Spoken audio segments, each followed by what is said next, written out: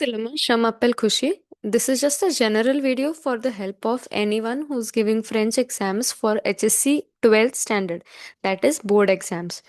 तो आपका time table भी आ चुका है, you have your time table with you. आपका 12 फरवरी को एग्ज़ाम है। सो अभी भी अगर आप देखो, you still have around a month and 10 days with you. थोड़े से दिन बाहर निकाल के you still have a month and 10 days with you.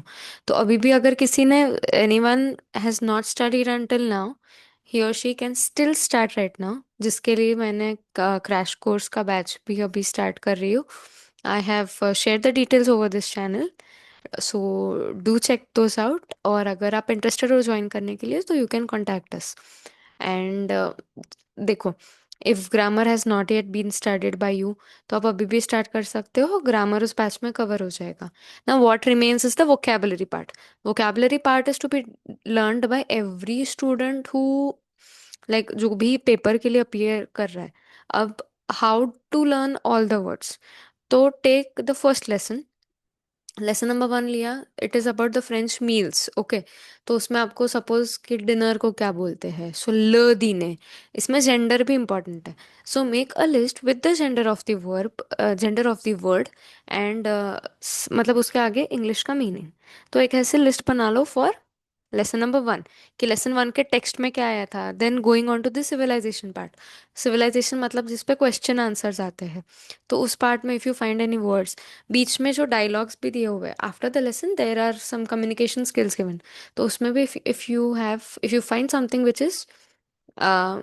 Which can come in exam, student को भी बेसिक अपना अंदाजा होता है कि हाँ, ये मेरे पेपर में आ सकता है। This might come in my exam, this might not come in my exam.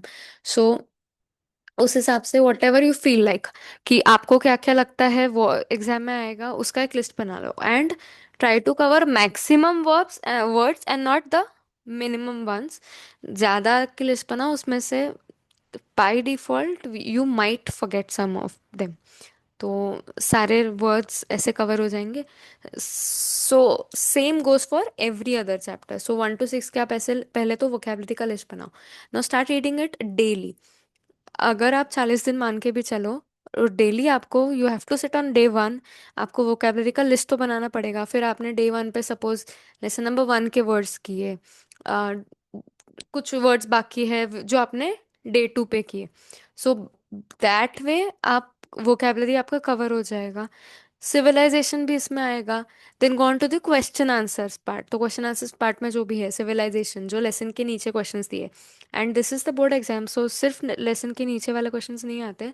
Every thing else also has to be prepared by you, कि in the lesson, out of the lesson, मतलब text के नीचे जो दिए गए words उसमें से भी आ सकता है। So this was about the question answers part. तो you have to start learning the vocabulary, ताकि आप क्वेश्चन आंसर्स अटेम्प्ट कर सको। Then the next part is grammar is done. Vocabulary का ऐसे लिस्ट बनाओ, go on learning it. Now make a separate list, एक hardly 2 pages का list बनेगा, 1 and 2, for irregular verbs. Irregular verbs, at least the meanings. किसी का conjugation आपको नहीं आ रहा है, that is not excusable, but फिर भी कॉन्जुगेशन नहीं आ रहा है, you should at least make a list for the irregular verbs, की suppose there are 20 irregular verbs. I know what avvar means, I know what ether means, I know what aler means, I know what vanir means.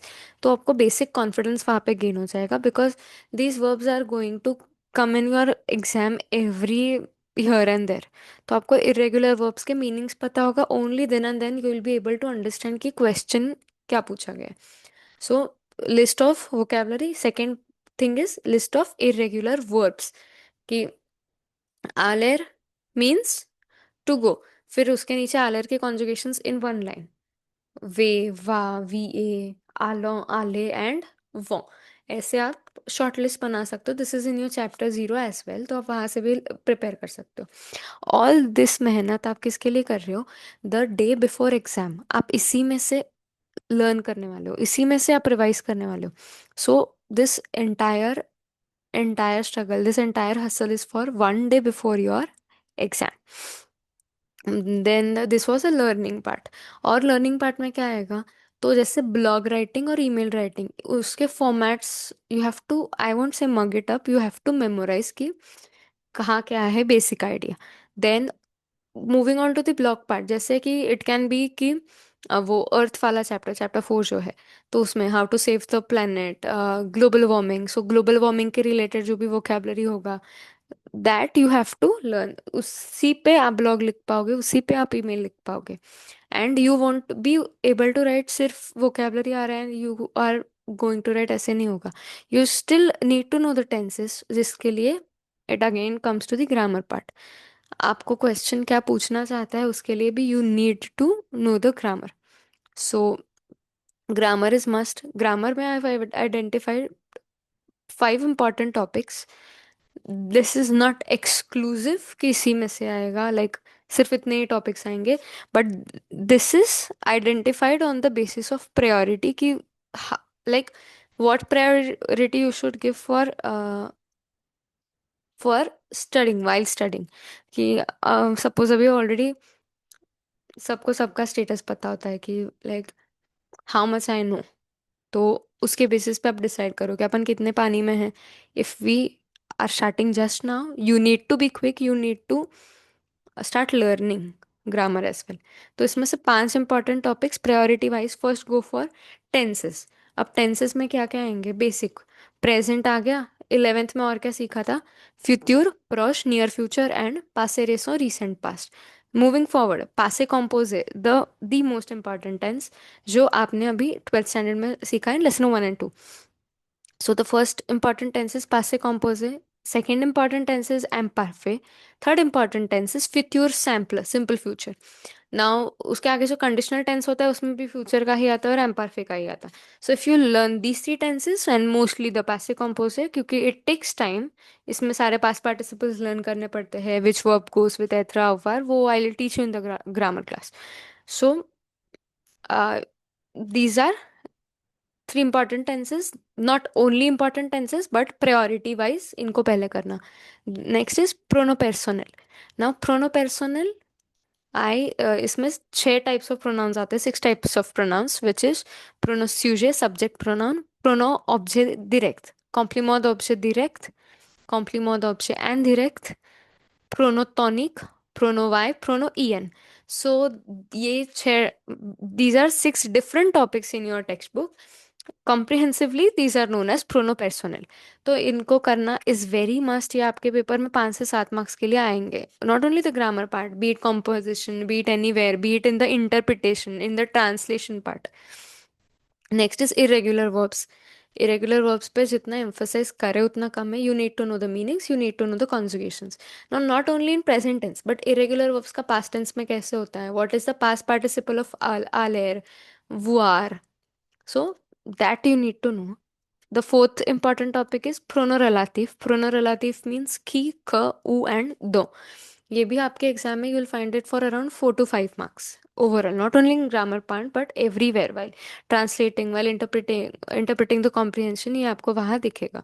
And the last topic which I have identified is pronominal verbs in all the tenses. Pronominal verbs मतलब क्या? जो examples हैं, स लवे, स लावे means स plus verb, जब एक्शन खुद पे होती है तब। So this is also important because it is treated as an exception in every grammar topic. आप अगर आप कोई भी टेंस उठा के देख लो तो प्रोनोमिनल वर्ब का उसमें अलग से कॉलम आता है, लाइक अलग से टॉपिक आता है, सब टॉपिक, कि हाँ फ्यूचर सैम्पल में pronominal are treated like this. For example पासे कॉम्पोजे में ऐसे होता है। So pronominal verbs in all the tenses you should know कि how it is conjugated. 5 important topics है। फर्स्ट ऑल द टेंसेस, जिसमें प्रायोरिटी है पासे कॉम्पोजे, एम्परफे एंड फ्यूचर सैम्पलर। देन प्रोनोपेर्सोनल। प्रोनोपेर्सोनल मतलब क्या? Subject object indirect object direct, प्रोनोटॉनिक, प्रोनोवाई, प्रोनो ईएन। Then irregular verbs in all the tenses, pronorelative, ki, ka, udo, and last topic is pronominal verbs in all the tenses.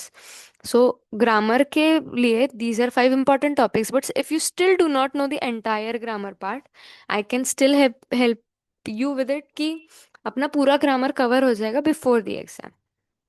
And also if anyone is worried कि मैं कैसे लिखूं, so I have made a separate video for the blog writing. blog writing के लिए अलग से video बनाया गया है।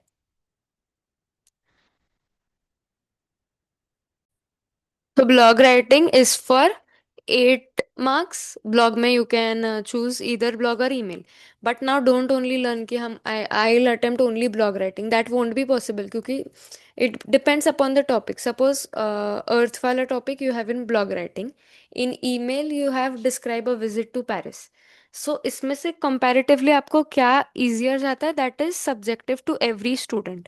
आई कैनॉट डिसाइड कि नहीं अर्थ वाला टॉपिक इज ईजियर, उसमें सारे नॉर्मल टेंसेस यूज करना है, I use that, I write that.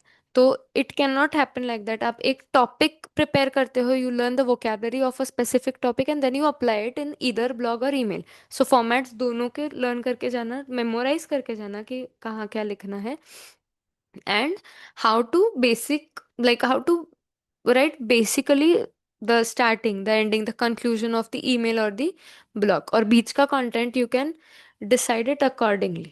Blogs में I have also share the notes over Telegram कि सैम्पल ब्लॉग्स कैसे है, sample blogs for every topic. मतलब आपके टेक्स्ट बुक में जितने भी कॉलेक्टिवली ब्लॉग्स है, sample answers for every blog I have shared in a PDF.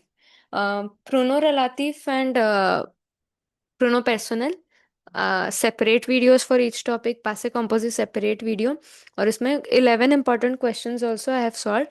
I'll be making a separate playlist for this. Uh, इसके बाद भी if you have any doubt, if you need any help, do let me know in the comment section. Keep studying. Bye bye.